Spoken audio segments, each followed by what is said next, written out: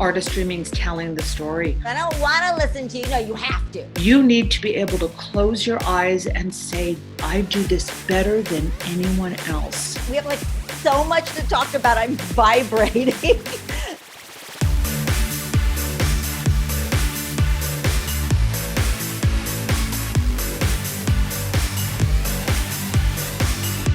Hi, everyone. I'm Jerry Gale, Director of the Music Center Spotlight Program, and I want to welcome you to the Spotlight Academy. Today, we're going to focus on classical voice, and I've been compiling a list of things that students have been asking me and parents throughout the year, and things like choosing songs, technique and artistry, marketing, music schools, and what it's like to be in an opera company. We have like so much to talk about. I'm vibrating. So let's meet our very special guest. Suzanna Guzmán is an original associate artist with the Los Angeles Opera, performing in over 400 performances and 39 different productions. She's appeared as a principal artist with orchestras and opera houses all over the world, including the Metropolitan Opera, the Houston Opera, the Washington National Opera. I mean, the list could go on and on and on. And she's received a Grammy nod for Best Classical Voice Recording, Lifetime Achievement Award from the Nederlander Association. And she continues to perform her one-woman show, Don't Be Afraid, It's Just Opera, which has been played to over 200,000 inner city students nationwide. So Suzanna, thank you for joining us. I am so happy to be here. This is awesome. Spotlight is the best. Continuing to reach out to our kids. They love you. They love Spotlight, and so do I. Thank you so much. As I said, we have like so much to talk about. So I'm diving in. We're going in. We're doing the deep dive. Okay, so the first thing I want to ask you actually students want to ask you is, in choosing the best song for your audition, sometimes there's a disconnect between what the teacher may want you to sing, what you really love and you want to sing. So ultimately, how do you pick a song to sing in an audition? The bottom line is it has to be love. It has to be something that calls from your heart. And I recommend to students that the best way to do that is through the people they love. So if they're listening to somebody who just moves their heart, who makes them cry, who makes them laugh out loud, and who's in their listen to that person and their repertoire. So you listen, for example, if you are a light soprano who's got sass, listen to someone like Cecilia Bartoli and hear her do. When she does Despina's aria, when she says, "You trust guys? Seriously, you trust them?" Her language skills, her skills with the music, not only will show you a possibility for you to sing, but look at other things that she sings and performs, because chances are they'll fall in your same voice type and they might move you as well. But it's definitely love. You need to be able to close your eyes and say, I do this better than anyone else. I worry about students doing songs that are maybe too big for where they are vocally or their age, or do you have any ideas about that? I think you need to do a song that speaks to who you are. Okay. That doesn't mean that you can't be a young mother. Okay. It doesn't mean that you can't be a young wife or a guard or a soldier or a young king. You can be all of those things. But unless it's part of a comedy act, I don't like to see high school boys singing Nessun Dorma. No, it's too big. I don't want anybody. I get worried about students hurting themselves vocally. I'm very worried about that too. There's a way to put your passion and to put your age and experience into your music. There are 1,000 songs like that, and they don't have to be arias. They could be something as simple as one of the folk songs that are in the 24 Italian art songs, or the classical arrangements of Black is the color of my true love's hair. And that's the other thing. When you choose a song, if you have an opportunity to choose something that has low, medium, and high voice, try them all until you find the one where you are in the meat of your voice. Okay. You don't want to spend your entire song dripping with sweat for the high note at the end because it's just outside of your reach. That makes sense. So that's my biggest recommendation. And sometimes I also recommend that you don't really do something that you just put into your repertoire unless you cannot put it down. Sometimes we find a song that you just drink it in, and reading it, the words are coming out of your pores and you memorize it in 5 seconds because it speaks so much to you. Then do that every single day until you make your taping and sing it too. That's perfect. So, okay, so now you've got a song. Every genre is different. Every art form is different. So when you get a song, when a student gets a song, how do you approach it in terms of artistry? Let's say art, usually you're going to work with somebody on the technique, but so how do you approach a song in terms of artistry? And like, what does artistry mean? I will tell you in a nutshell, artistry means telling the story. Artistry means there is something in your spirit, in you, that dancers like you do it with movement. They pour out with their bodies, actors with their words and their emotions, musicians on with the keyboard and their instrument. Artistry is communicating that thing that is so important that we don't just sit there and think about it. Yeah. If there's something that is moving us, and as singers, it moves us through our voice. And you can tell the kids who have that as their artistic outlet, you can't shut them up. We sing in the showers. We sing in our cars. We sing and our parents will say, go to sleep. Then we know that that's the way that or for me, it would be my mom saying, stop dancing in the kitchen. I'm sorry, go on. But that's exactly right. And we take all of that passion and energy, we hone our instrument to the point that it's able to communicate this to the audience, because the bottom line, I believe that when you take away all the superfluous fear and chinks and obstacles of doubt, and here comes that note I have problems with, here's that word I don't say well, when you take that all away, you are a hollow straw of perfect energy that goes straight to the audience, and they say, oh my gosh, I feel that way too. And when we touch them, ultimately, that's what artistry is. Taking our hearts and touching another person's heart so they know that we're all the same, that we're not alone. I love that. So it's easier to do that. Well, I don't know if it's easier, but it is easy to do that when there's a story involving, you can connect to the story. But let's say it's an art song, or let's say that there's no story to it. What do you do? What do you do then? There is always a story. There is always a story. If there weren't a story, it would just be vocalies.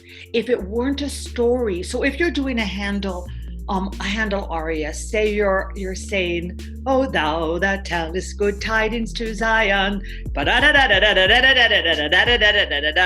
you're talking to somebody. You're not sitting there with the music listening. You're saying the words because you want that joy. There's a song in Andre Previn's Streetcar Named Desire where Stella comes downstairs and just sings La. And it is the most devastatingly sexy thing you have ever heard.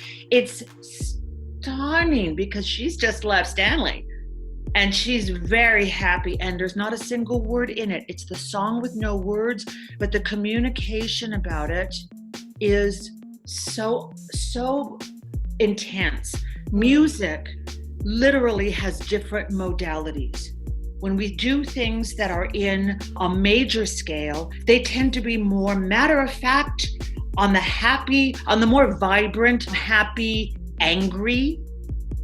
We add some modality like subharmonics, like modal scales, and it becomes sad. Even if we're only singing with an accompaniment, that accompaniment is our partner. We are doing a duet with the music.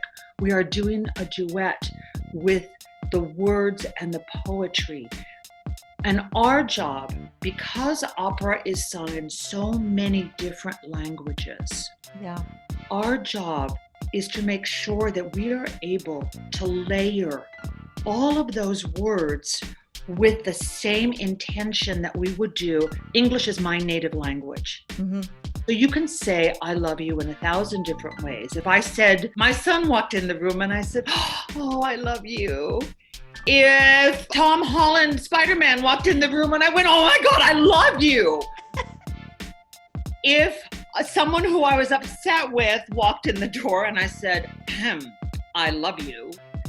The way that we say the words, it's infused with layer upon layer of our facility with our language. We need to get that same facility when we sing in a foreign language. I love that. That's so great. I could talk about that all the time, but I just want to like change it a little bit, change direction just a little bit. Because you work with high school students, how do you counsel them in choosing a school after they graduate high school? Or even, I don't know if kids come back to you after they do like a year, maybe at college, and they want to go to a conservatory or something. How do you counsel students in choosing the best school for them? Networking is the best way, bar none, because the honest truth is you want to go to a school where they get you. Right. You want to go to a school where they love you. This is so important, Jerry. We sometimes put our hopes and our connections to a school that has a big name, that has a big program. And if that's your heart's desire and there are teachers there who connect with you, have a lesson there. The first person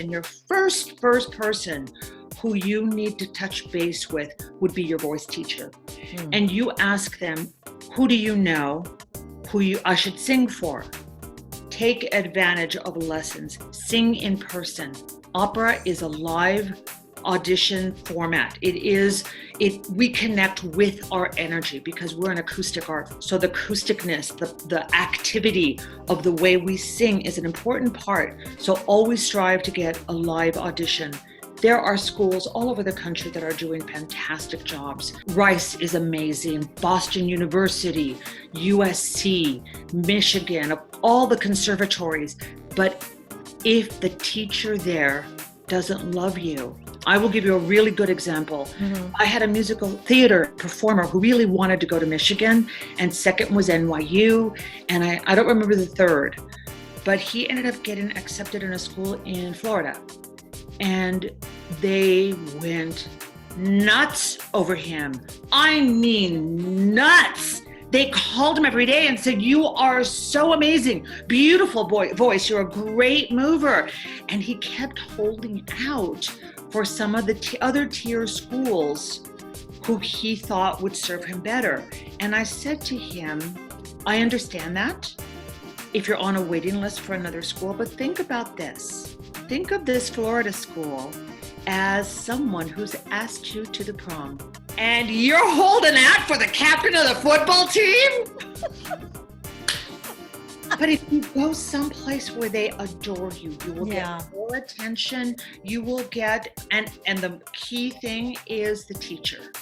If the teacher and you do not click, then it's not going to be a good match. No matter where you go, you could go to Juilliard. If the teacher does not see you but once a month, it doesn't matter. You need someone who will invest in you, who's always there. And a tiny caveat is a teacher who is an active singer may not be in their studio all the time, and you may get a sub. So make sure you check to see who subs for them, that they are of equal caliber. Oh God, that's great. I never even thought about that. It's a hard one. We often go with someone who we idolize, who we think is amazing. And they may be, but if they're not in the studio that often, you're going to get their assistant. And if their assistant doesn't get you, then you should keep on looking. Does that make sense? Oh my God, that's great advice. Really, thank you. Okay, so you've graduated school, you're now out there. How do you deal with nerves before auditions and performances? What do you do? You know, it's funny, it goes back to our second question because nerves and preparation are the key. There's two components that I like to tell people about. The number one thing is something that they actually get at Spotlight that I am so impressed with: live performance in front of a live audience. When that comes back, we're going to be so lucky. But in the interim, we need to stand up and sing in front of our computers for our family, in our living room, as though we are giving a concert for our family. Singing in front of people makes your nerves dissipate tenfold. The more prepared you are standing up and singing, and that includes everything, Jerry. It includes standing up and singing and having your mom say, "Sweetheart, that has so much static electricity in your dress." You know what I mean? Yes. That we need to be able to have someone say to us, "Honey, on the video, I hear only piano and I can't hear you." Right. Light in your living room makes you look 50 years old. Do you know about this enhance button that's on the you should get a halo, something. All of those things contribute to your sense of being prepared. And the second part of that is being prepared. When you are preparing your song on your own, the first thing you do is translate every word, every single word. Thank you. Every word. Jerry, I cannot tell you how many times somebody is saying, I would rather cut off my arms than lose your love. And they have no idea what they're saying. And we need that. And we can tell, the public can tell when you don't know what you're saying because your eyes glaze over. If there is an Italian, French, German, Russian component that you're tripping over, I'm not kidding, say it 50 times. Become familiar with what the story is that's being told. Say you're doing an Italian song that Maria Callas sang. Listen to her sing it. Her Italian was flawless, and speaking and singing. So she has the right intonation, the right enunciation, the right body. Yes. It, right? Yeah. All of that. It's so important that we communicate on every single layer. And when that is done, okay, there's one last one. Oh, good. Sing every day. Yes. It is so hard right now because we are on our own. I like to think of it as the day you make your tape is the day of the marathon. Mm-hmm. You wouldn't start preparing 3 days before. You need to prepare and prepare and prepare. Or the Olympics, so, years before, you have to keep doing it. You have to keep it going. You have to. And those three things, being prepared, I like to tell people that when they stand up, the seconds before they sing their song, they're home. They are home. They belong there. So in this age of video recordings, we are sitting so much. We need to stand and sing. If we have a piano, we need to stand by the piano so we remember when I'm home, I'm safe. And that's all it is. And doing it 1,000 times. I really like that. Like, grab your friends, grab your family, whoever right now, or whoever you're living with, and make them sit down and make them listen to you. Even if they don't want to, even if they have a bad attitude, even if your little brother or little sister, I don't want to listen to you. No, you have to. I mean, it just makes it even easier that when you get up in front of judges, like, if I can sing for my little brother or little sister, I can sing for judges. And it's so much harder. You can sit in a big theater with 3,000 people and not see one of them. But when you sing for your family or for judges, and they're sitting there like this, they're right there. And I guess I have 3.1 is to remember that we are not singing for them. When we do master classes, I wish we would change the name of that to mastery classes, because we are mastering. I'm writing that down. We are mastering ourselves. It's a constant mastering of how we sang last time. What do I want to do different? What got in the way of me opening my mouth and throwing out my heart to the audience? I need to work on the things that stood in my way this time so they don't happen next time. I want to change all the master classes to mastery classes. We may be doing that. And it'll be because of you. Okay, my last question. Okay. You know, everybody, when you're young and you feel like I want to have a career and I want to like be in a opera company and performing and stuff, and it's like this vision of what life would be like. What is it really like to be in an opera company as a guest or even in the chorus, whatever? It's like, what is a day like for you? What is it like being in an opera company? The first part of the first day of rehearsal is still terrifying because 9 times out of 10, you don't have to sing an audition for them unless they don't know you at all. So you show up and it's, oh God, please let them like me. Please let them have the right ideas about me and my characters and what I can and cannot do.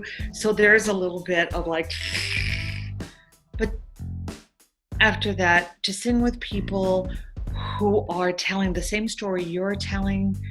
One of my most amazing experiences ever was singing my debut at Washington Opera in Madame Butterfly. Oh. And I was Suzuki. I was the maid. And I have the most amazing things, but I sang with a young Japanese singer named Yoko Watanabe who spoke hardly any English. But I fell in love with her as Suzuki. I was protective of her. I protected her. And when I knew all along what she was going to do in Act 3, it's magical, Jerry. You know that. When you're touching an audience and you feel that they are with you and you feel you can hear the tissues come out and the sniffles and you know that you have told the story well. But I want to say truly as my last thing, because I believe this so much. There's a place in the world for every voice. It may not be on the stage of the Met. It may not be any place other than the confines of a church choir. And I'm only saying that, not confines. You can lift your voice so high in a church choir. You can be a soloist who sings for your school. You can be in the genres. I was in a rock band. I love that. I still sing in a band. It's so much fun. But there was a man for years who sang on the corner of, I want to say 6th and 56th, where Carnegie Hall is. Yes. He sang outside. He was a tenor. And from the bottom of his heart, he sang for tips. And he earned his living that way. He had music within him that had to come out. That's what I really mean. There is no place too small. There is no place. Regional companies, community theaters, your choirs, your friend's house. Have a music hall once a month.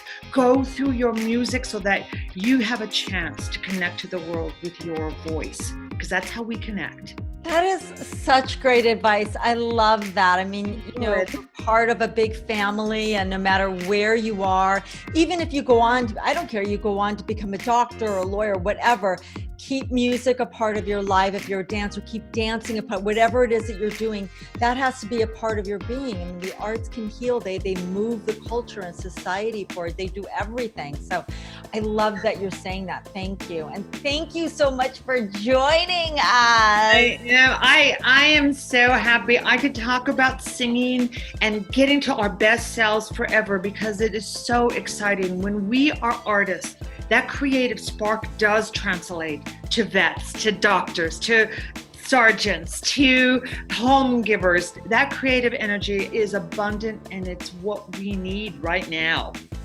Totally. Oh my gosh. Okay. Thank you so much. I love and adore you. If any of you have questions, you can always email us at spotlight@musiccenter.org. For now, I'm virtually hugging you, Suzanna. I hug you back. Thank you. And thank you for joining us. We're making content all the time to help you create great art. So please Like and subscribe to our YouTube channel and visit us at the Music Center Offstage at our website, musiccenter.org. Also, wait, tell us which arts training topics interest you the most so that we can give you more of that. We want you to be happy. And let us know in the comments below, and you may see your suggestions in a future video. Until next time.